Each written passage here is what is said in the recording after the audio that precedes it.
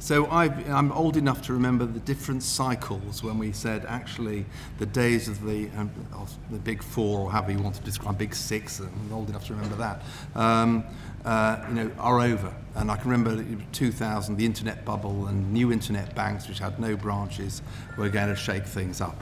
And it didn't happen. I'm sitting here, I was talking to someone, to one of you earlier, thinking, well, if I were here in 10 years' time, would the world look the same?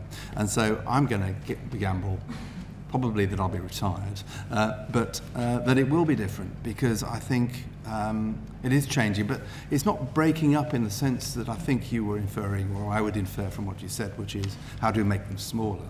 I think banks themselves are being broken up. So organisations like PayPal are taking away profitable components of businesses, taking away the interface between customers and the banks. So I think the big risk for banks across all sectors, and I think wholesale and corporate will probably be will lag, will be that banks get disintermediated, that organisations which aren't referred to as banks, not regulated as banks currently, which could be telcos, could be Apple, could be Google, could be small organisations, could be the emergence of regional banks, or it could be the sort of social banks where people don't go to banks to borrow money anymore. They borrow from people who want a higher rate of interest and lend direct. And those sorts of things we're just starting to see, and they're taking on very quickly. So my argument would be the innovation is coming, and unless banks move quickly and start to adopt new technologies, but ultimately really think about how they deliver value to customers, then banks will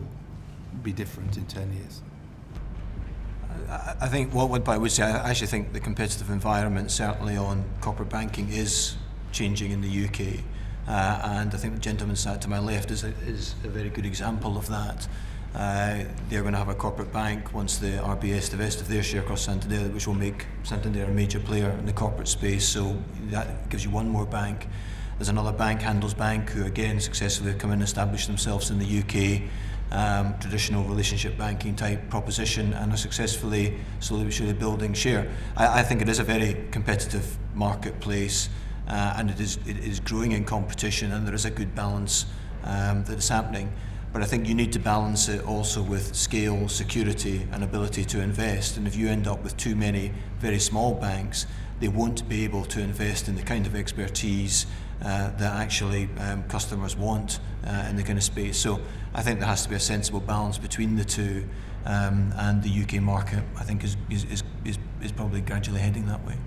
I think the industry will undoubtedly change over the course of the next 10 years. I think that's pretty undoubted. I think it's phenomenally hard for a bank to set up in the UK.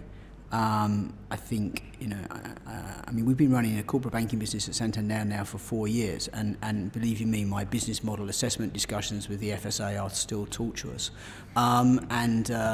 Because they look at the world, through a very grey and dismal lens, and therefore everything is likely to go wrong at some point because in their view it will do, and I think therefore the regulatory environment, the amount of capital, the amount of liquidity that will be required for someone to kind of set up is just immense. And then the regulatory hurdles that kind of go alongside that, if you just think about what's going on with the Co-op and MBNK over in respect of the Lloyds acquisition, I mean, both of them are pretty credible owners for that bank network, but they're both finding it phenomenally hard to get past, go. And that's an example of the environment in which we live. And so I think you've got this conflict of regulation, which on the one hand wants more banks, but actually doesn't have the vaguest idea how it can possibly create an environment where it's comfortable with more banks. And then actually you've got the compression effect of capital and liquidity, which means banks will become smaller. By definition, if they become smaller, either stuff doesn't get done that used to get done, or it has to get done somewhere else. And I'm of the view that it will get done somewhere else in a shadow banking environment. Is that a good thing? Is that a bad